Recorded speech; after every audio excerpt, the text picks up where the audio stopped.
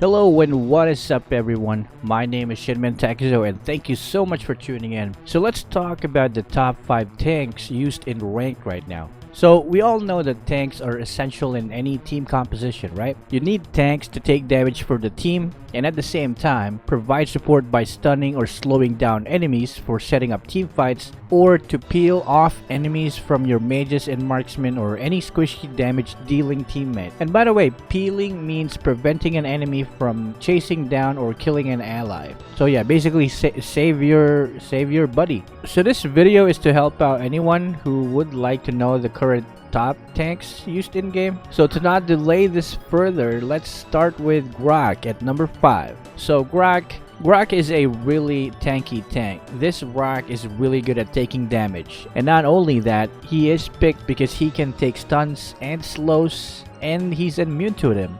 And you gain this immunity by sticking close to the walls. And on top of that, you get bonus magic armor and magic resist. He also has a reliable way of getting in the enemy team's backline by using his skill 3. And not to mention, this ultimate skill packs a lot of punch, especially when you hit walls. The only thing that puts him at number 5 is that whenever your skill 3 is on cooldown, you are prone to enemies kiting you. They can move away if you walk towards them with your skill 1 while hugging the wall. And this is especially true when enemy heroes have dashes built in on their skills. So yeah, you're pretty much screwed without your ultimate skill, and people can keep hitting you from long range. For number 4, we have both Hilda and Balmond at a tie. Hilda is a speedy tank that can effectively go around enemy tanks and disrupt formations in the backline. Her passive also helps her survive bursts of damage while escaping in case she gets focused or stunned. She lands in number 4 because your only stun is in your skill 3 or your ult, and it is a single target stun. So you can't really disable a whole enemy team or multiple targets. And if your ultimate is on cooldown, your allies won't be relying on you to disable priority targets like assassins, marksmen, and mages. But that's about it. She's pretty solid. And then Balmond is also a really good pick since he has a very high mobility with his skill 1, and he has amazing minion wave clear with his skill 2. He also regens a lot of HP in lane by last hitting minions, making him a really good tower defender. But he is picked mostly because of his ability to steal turtles and lords using his skill 3. So having Balmond in your team that knows what he's doing almost always guarantees you a free turtle and a lord. And on top of that, he deals massive area of effect damage in team fights with the ultimate too. So he's a pretty good all-around hero, but his weakness is he does not have a stun in his kit. Yes, he can disrupt enemy spells using his skill 1 charge, but he cannot help allies getting chased, nor disable a group of enemies for his allies to take down. That is maybe why people are sometimes just treating him as a fighter and not as a tank. Regardless, this guy is pretty tanky when built right. Just hope that the enemies go for you and not for your backline. And at number 3, we got Hylos, the horse guy. This tank is really popular in the meta right now and is pretty straightforward to use. He's got high HP when built right.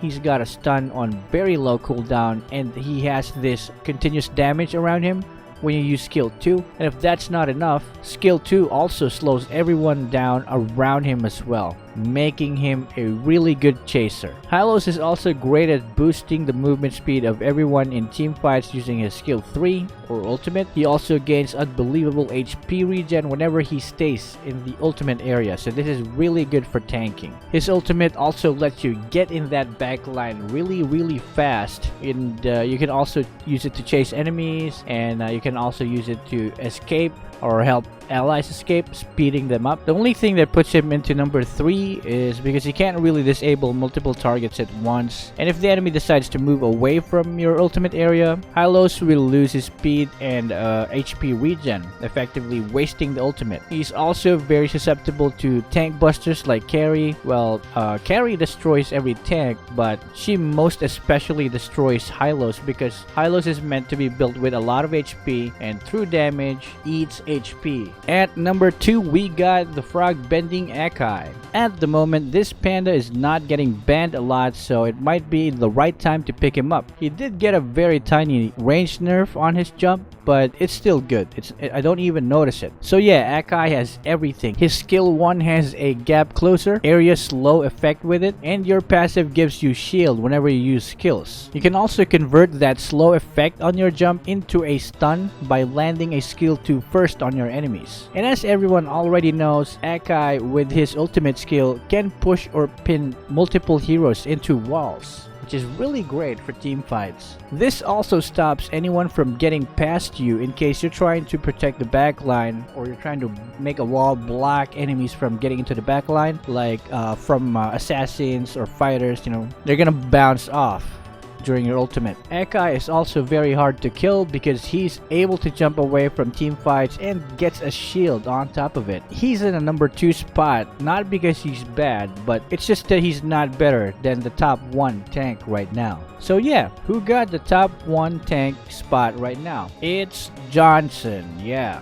I'm sure you already knew that. Yes, Johnson, this reworked car person. Yeah, if you don't know why he's on top of this list right now, then obviously you have not been playing for a while. Johnson, after his rework, got super strong with his range stun that can disable multiple enemies, his ultimate on steroids that stuns a group of enemies and then slows them down, deals damage over time. Man, I don't know how many times I got hit by a car and got insta-killed because of his combo. Him alone can lock down enemies for very long times by ramming them with his ult, stunning them again while they're still stunned using his skill 1, and then proceed to slow them down with skill 2's continuous area damage. And all of these does tons and tons of damage. And in team fights, whenever you think you're about to kill him, his passive pops up, giving him shield that almost fills up his HP bar again, and this shield lasts for a very long time, so if you're not able to take out that shield, he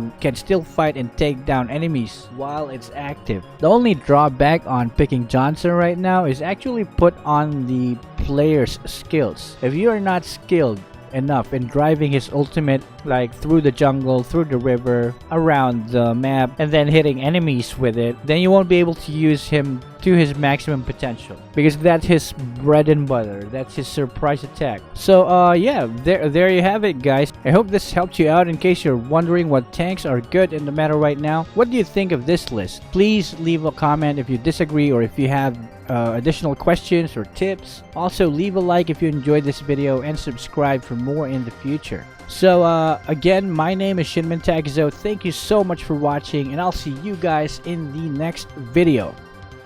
Peace.